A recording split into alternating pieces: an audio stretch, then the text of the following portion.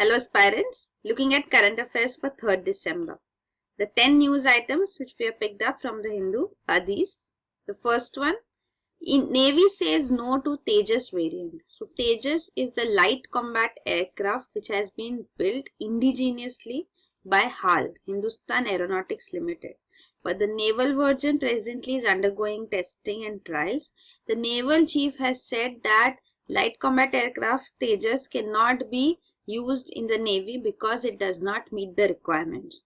So the requirements of the Navy are that the aircraft should be able to fly from aircraft carriers. So these are aircraft carriers, the huge ships, Indian naval ships, which can carry aircrafts, and the aircraft should be able to take off from these ships. So presently we have INS Vikramaditya, which is the aircraft carrier in the Navy, and the aircrafts which are used are Russian made fighters MiG-29K.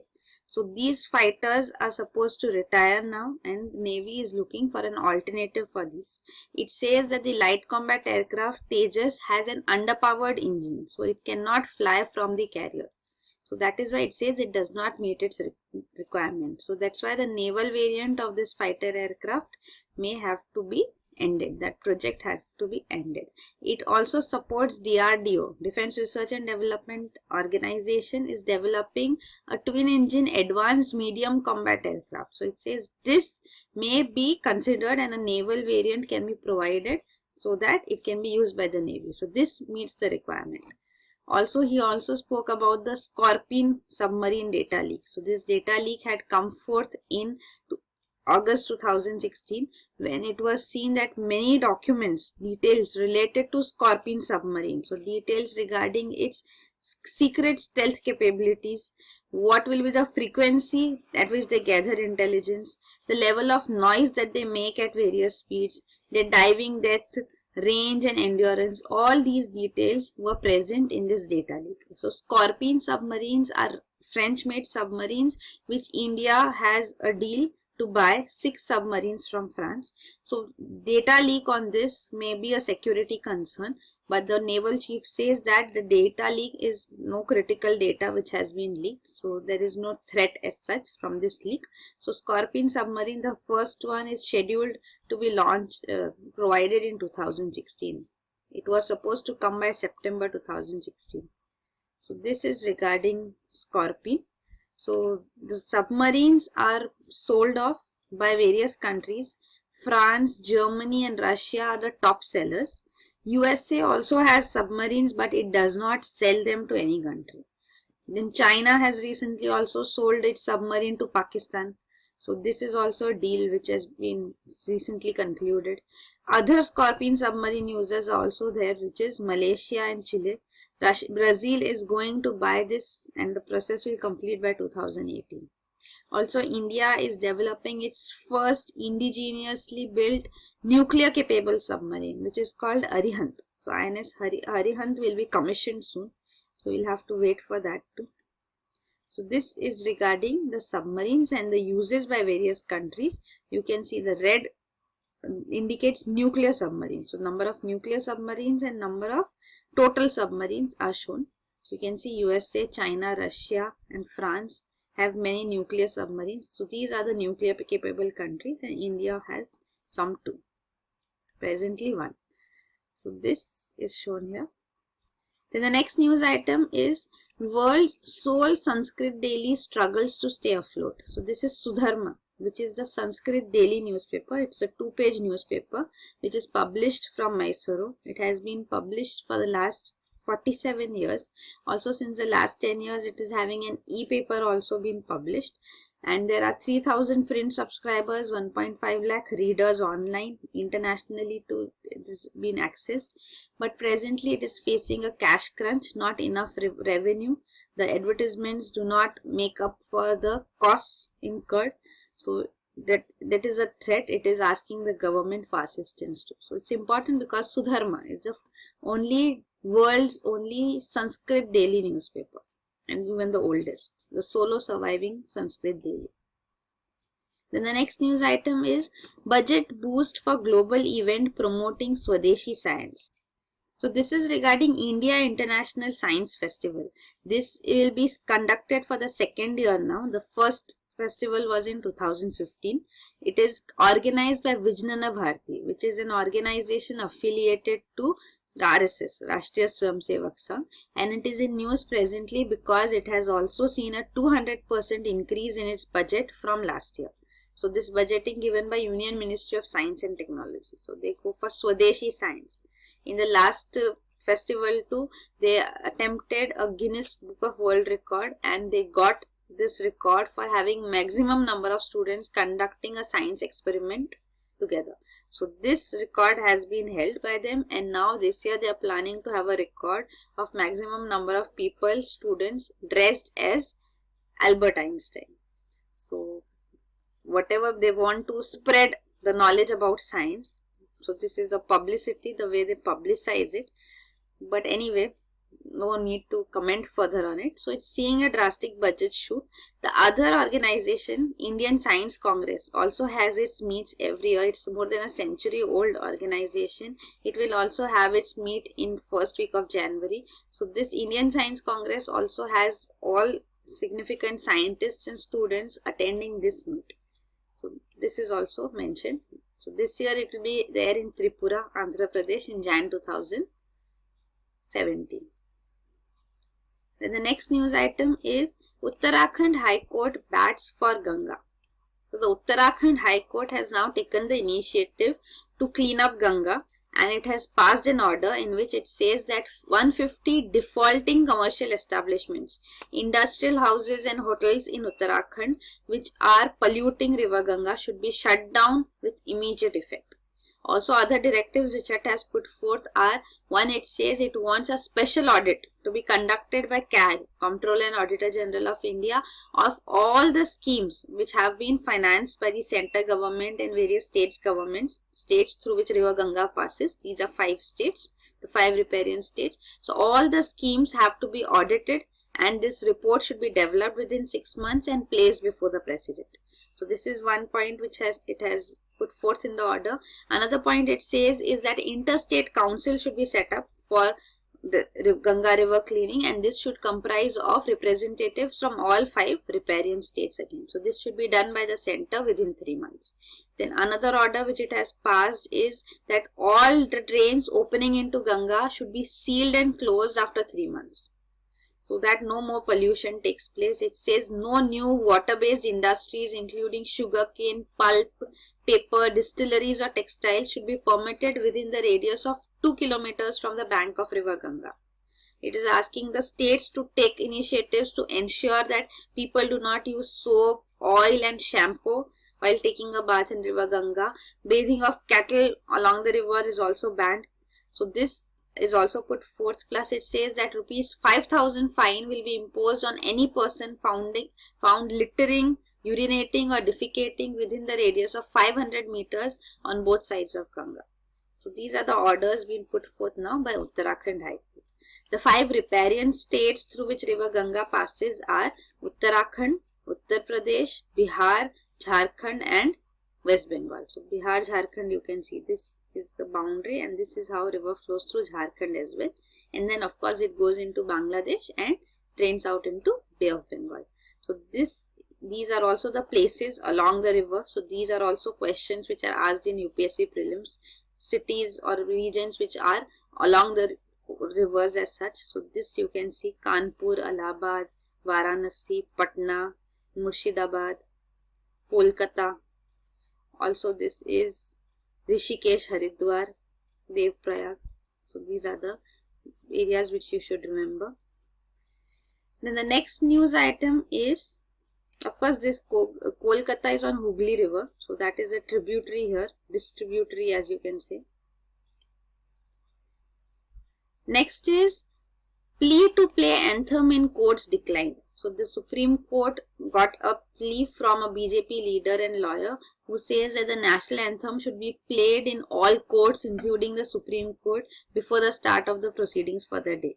But the Supreme Court declined to entertain any such plea. It says that the order of the Supreme Court on national anthem should not be stretched anymore, and it refused to take any consideration on any point of this matter.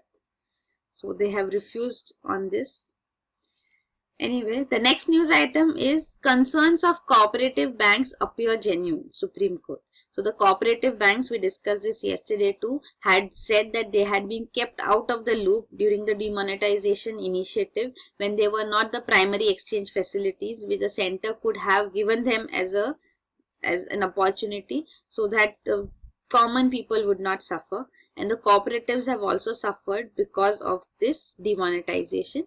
So this government had said earlier, we heard the center's points in the affidavit which it had filed before the Supreme Court, that why it had kept the cooperatives out of the loop, because it said they did not have enough manpower, efficiency and the skills required to even detect fake currencies. The KYC norms are not up to the mark, know your customer norms. So based on all these considerations, it is not under RBI, it is under the state governments. It's a cooperative society under Cooperative Societies Act of various state governments. So that is the reason why they were kept out. But the Supreme Court now presently is saying that there is genuineness in the arguments which they are putting forth, that they finance and cater to agrarian and semi-rural population all over the country. So keeping them out of the loop has drastically affected the people.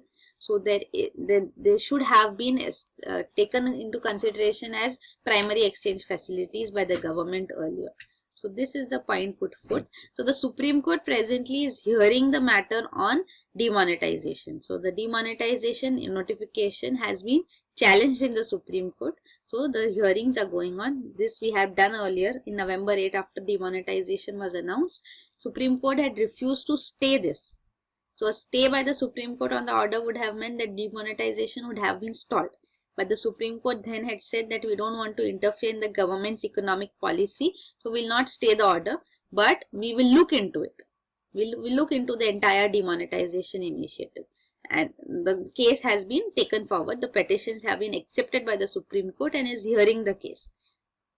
The government, we had seen this earlier too, the center wanted Supreme Court to say that you do not accept any such petitions on demonetization, but the Supreme Court said that the people are suffering, and if we close our doors on petitions, not accepting petitions against demonetization initiative, it would leave the people with no other avenue, and they would even go into riots. So let them have a avenue, the Supreme Court, which they believe in and which will provide justice to the people, and let the Supreme Court hear the cases. So Supreme Court refused to accept such demand of the center then.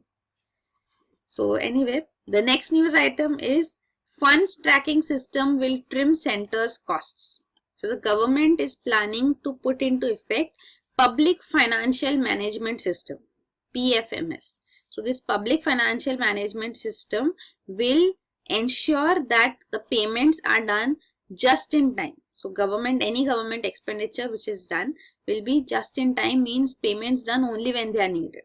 That way. So allocations are done under the budget and for various heads, but then these amounts of money stay idle. You must have heard of various terms like March rush. So for the entire financial year, the funds which have been allotted for various provisions, various sections, various schemes stay idle. And when March comes in, you realize, the government officials realize that now the fund would lapse. So the allocation is done only for a year. So whatever is left behind is taken back into consideration for future budgeting. So in April, when the new budget comes into effect, the former budget will no longer be applicable. So then whatever amount is lying idle would be taken back by the government. So this, and in March we generally see that many schemes and many expenditures are done by these various government bodies. So this is called March rush. So we see that funds lie idle. So presently the government is planning to have this public financial management system in which these funds can be used whenever required. So whenever expenditure is done, the payment would be done. So this is the way it will function. The benefit of this is that generally we see that governments also take loans. So loans are taken by the government when there are funds lying idle under various sectors and schemes. So then these amount of money itself can be used. So it will save a lot of money which the government has to pay as interest, the interest cost on these loans. So taking this into consideration, this public financial management system would be put into effect. So that they have declared now, the news is that it will be put into effect from next financial year, means from April 2017. So it will be integrated with GST also. The GST network and the entire IT infrastructure for implementation of GST will also be taken into consideration and integrated with the public financial management system. However, they have also said irrespective of whether GST is implemented from the next financial year, PFMS would be implemented. So this is the point. This is regarding the news earlier too, when PFMS was announced. So it can monitor all central schemes where money has been transferred to implementing agencies. Means whenever a payment is done, it would come to know on this online tracking system. So that is the benefit. Proper tracks can be put on various money being given away. But the states are upset that why states are also taken into the fold and their expenditures also will be monitored by the center. So why is there a need to control states on financial matters too, is a question on federalism which is put forth. But anyway, PFMS for central bodies will anyway be implemented. So this you can see, at present funds from center flow in a manual process through multiple channels. So once PFMS is in place, all central schemes will be brought under PFMS, and then it will help in tracking and releasing and monitoring the funds till the last mile utilization. So these will be the benefits of PFMS. Then the next news item is computer games relieve phantom limb pain. So you generally see that when victims lose a limb, an arm or a leg, or both arms or legs, what they feel is a pain in the place where their arm was. So they are amputated now. Amputation has taken place, means the limb which was not functioning or which was lost is cut off. But then they still feel that there is a limb and they feel the pain. So this is called phantom limb pain. So that means that the nerves are still active. So when the nerves reach this place, they feel that something's wrong and they send this signal to the brain, and the body then feels this pain in this limb which is actually not there. So this is called phantom limb pain. So phantom means not visible, invisible, but you feel that it's there. So that's the point. So this phantom limb pain can be relieved, means you can have relief from this by using computer games. So in computer games where your limbs are being used, so then the brain gets the signal, it sees in the screen that you are using like your two hands for driving or something. So the brain feels that yes, the arms are being used, the limb which is not there is also being used. So it gets those signals and it helps in significantly reducing the pain. So that is the study which has been done by scientists put forth here. But what is important is at least knowing about what is this phantom limb and the pain. Now, the next news item is a technique to activate forgotten memories. So it is generally seen that sometimes you remember the face of a person but you forget that person's name. So such things happen. So that is called short-term forgotten memory. So this short-term forgotten memory can be brought back by a stimulation. So this is this transcranial magnetic stimulation. So this magnetic impulse is provided at the right part in the brain and on the brain. It's non-invasive procedure. So this helps in recollecting that short-term memory loss. So this is also used, transcranial magnetic stimulation is also used to fight depression. So it activates the neurons and it helps in regulating the mood, the behavioral patterns of a person. So this is a study being done. So how brain and the nerve cells can be controlled. So there is something called shock therapy also, that is electroconvulsion therapy. So in which you see shocks given to patients suffering from mental disorders, diseases. So that is different. Next is now a cheap way to produce nuclear fuel using electricity. So these are scientists from Russia who have developed a new method to produce the nuclear fuel. So generally nuclear fuel used is uranium. Uranium oxide pellets are composed. So these are composed using heating. So then the correct quality and size of these pellets are formed. So this entire process of heating at high temperatures are used, but an alternative means of production has also been developed. So that's the news, and that is using an electric impulse. So through using pressure, an electric impulse is put forth, and by this electric current the heating takes place and the pellets, uranium oxide pellets, can be formed, which can be used as nuclear fuel. So a new method to produce this nuclear fuel pellets has been developed using electricity. So this is the nuclear fuel cycle. At first uranium mining takes place, then it is converted into UF6, and then enriching of uranium takes place. Then the fuel is fabricated. So after enrichment, 3 to 4%, which is required for clean technology, clean nuclear energy for peaceful purposes. So this much enrichment is required. Much larger concentration enrichment is required for developing nuclear weapons. So these are low grade enrichment. It is called low enrichment uranium, LEU. High enriched uranium is HEU, is used in nuclear weapons. So this enrichment and then fuel fabrication takes place, and then they are sent to nuclear power stations. So this fuel fabrication is where this whole thing is all about, that this fuel fabrication can be done through electricity as well. A new method has been found. So this is the nuclear fuel cycle, and this is regarding the fuel fabrication process also. So how that is also done. So these pellets conversion into powder, and then this powder metallurgy being used to develop these pellets. So that is it. These are the news items for today. Thank you.